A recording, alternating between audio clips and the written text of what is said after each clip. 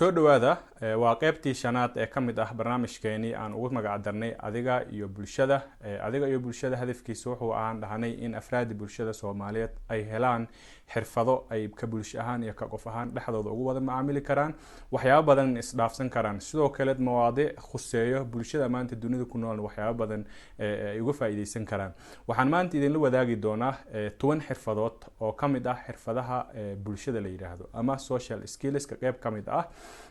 tobankaas shan ka mid ah maanta ayaa idin la wadaagaya shanta kaleetan insha Allah goor aan saa u fogeyn ayaan idin la wadaagi doonaa haddaba aan hore u galno xirfadahan waxay muhiim u yihiin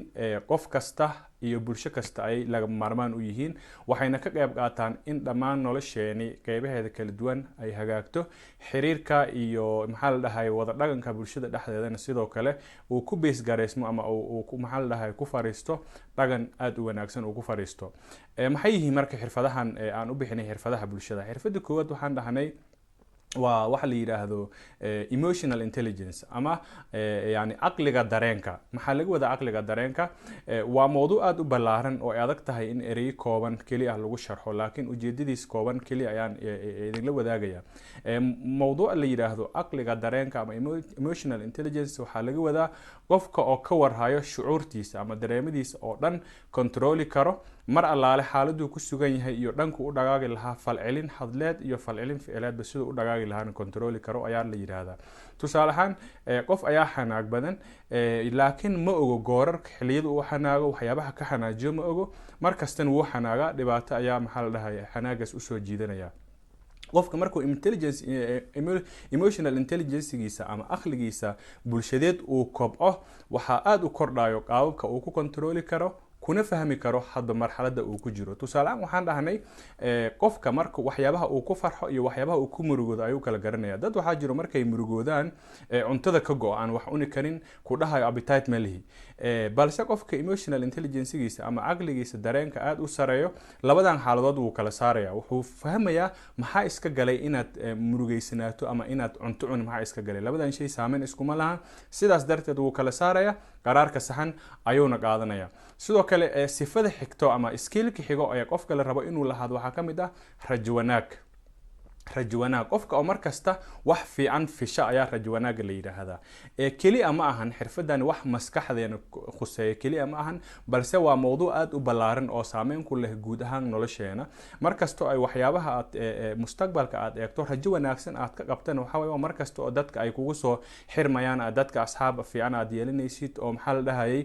qof la jecel yahay aan noqonaysid waxay kala sidoo kale ka qayb qaataan rajo wanaaga kaliya kuma eko xitaa in dhaqankaada bulshada u wanaagsan balse caafimaadkaada shakhsiyada caafimaadkeeda iyo maxaa la dhahay ayuu wax badan ka qayb qaata cudur badan ayuu ka daaweyn tafaalu bil khayr tajiduhu yani wanaag rajeeya waad helaysaan taas waxay ka tarjumaysaa marka qofka markasta uu wanaag rajeeyo waa sida birqabatada oo kale wanaag ayaa maxaa la dhahay uu soo jiidanaya wanaag ayuu helaya markasta aan joogno xaaladaha aan la kulano waxa aad u fiican in dhanka wanaaga aan ka eegno waxyaabaha socdo ee nolosheena ku soo kordho ama bulshada aan kula macaamilayno oo dhan waxa fiican in dhankaas wanaag maxaa la dhahay wanaaga ku dhisan iyo rajada wanaagsan ku dhisan aan ka eegno qodobka saddexaad ama xirfadda saddexaad oo iyadana xirfadaha bulshada kamid ah waxa waa naxariis maxaa laga wadaa naxariis waxa laga wadaa qof xaaladiisa ay dhibaataysan tahay oo aad dareen naxariiseed u muujiso ama inaad xal yani gacan siiso isku daydo ama niyada aad ka rabato ayaa waxa la yiraahdaa naxariistaas marka kaliya kuma eko maxaa la dhahay yani dadka adiga kugu xeeran ama dadka ehelkaada ama dadka maxaa la dhahay wax kala dhaxeen kaliya kuma eko balse waa xirfad inooga baahan in aan u dhug yeelano waxyaabaha hareeraheena ka dhacayo qof xaaladiisu dhibaataysan tahay si aad u ogaato inaad u naxariisato waxa u baahan tahay in qofkaas xaaladiisa aad attention si foojignaan leh ula socoto wuxuu ku sugan yahay khiyaali aad ku sameyn karto markaas ayaa waxa ku imaanayo inaad qofkaas u naxariisato ama niyad aad ugu naxariisato ama gacan uga geysato dhibaatooyinka hayana halkoodii aad qayb uga qaadato ayaa sidoo kaleeto miruhu uu noqonaya sifada afaraad ee maanta sharadeena kamid ah waxa weeye ama qodobadan kamid ah xirfadahan waxa weeye akhlaaqda wanaagsan ama edebta wax la yiraahdo. Edebtu waxay ka mid tahay waxyaabaha intaan noolnahay oo dhan laga soo bilaabo markaan dhalanay ilaa aan ka dhimanayno meelo kala duwan aan ka baranayno. Ay ugu horeeyaan gurigii aan ku soo kornay, halkiina lagu soo barbaariyay, halkaas ayaa ah goobta waxyaabo badan oo tarbiyada aan ka helno. Tusaale ahaan waxaa arkaysaa dhanka la macaamilka dadka waaweyn, yani qofka ka weyn inaad ixtiraamto, يعني qofka ka weyn oo maxaa la dhahay xaaladaha gaar ah oo ku jiro aad naxariis kula macaamisho, hadaladiis aad yeesho, waxyaabaha qaar markaad ku weydiiyo, dadka ka yarna sidoo kale aad u naxariisato. waa sifadii hore aan usoo sheegnay, waxay ka mid tahay edebta wanaagsan ayay ka mid tahay. maxaa edebta wanaagsan ka mid ah sidoo kale inaadan qofna ku oran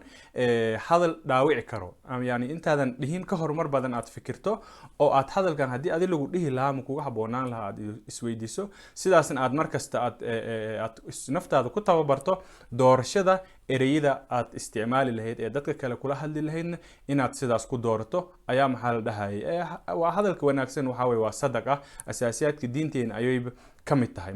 markasta waxaa fiican in akhlaaqdaada ay wanaagsanaato oo xirfadahaas dhan kaliya ma ahan waxa oo maxaa la dhahay ka fardi kaliya ku kooban, balse marka bulshada dhexdeeda ay macaamilayso ay ku macaamisho yani qawaacidkan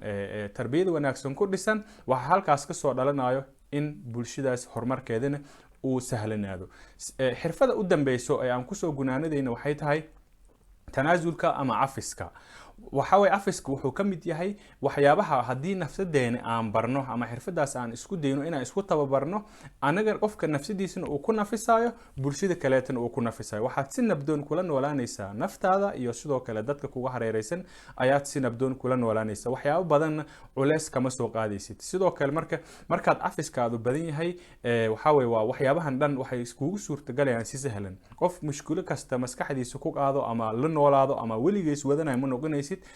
qof qulubtiisa ay qabooban tahay, waxyaabahan dhan cudur badan ay maxaa la dhahay ka badbaada ayaad sifooyinkaas ku noqonaysaa. aad u mahadsantihiin. waxaan idin soo sheegay in maxaa la dhahay emotional intelligence uu muhiim yahay, ay edebtu muhiim tahay, naxariistu muhiim tahay, rajada wanaagsan ay muhiim tahay, tanaasulka iyo ofiska badnaanshahana ay muhiim yihiin. aad u mahadsantihiin. insha Allah kilibkan xiga waxaan idin kula wadaagi doonaa shanta kale ee inoo harsan ee ka mid ah xirfadaha bulshada ayaan idin la wadaagi doonaa haddii Ilaahay subhanahu wa ta'ala uu wadmo. aad u mahadsantihiin daawashadiina. si dad badan oo walaalaheena ka mid ah in u gaarto, la wadaag ehelkaada iyo walaalahaaga iyo asxaabtaada oo dhan la wadaag. waad mahadsantihiin. kanaalkan haddii aad ku socod tahay waad nagu sii xirnaan kartaa oo waad xukuman kartaa. wabillahi tawfiiq.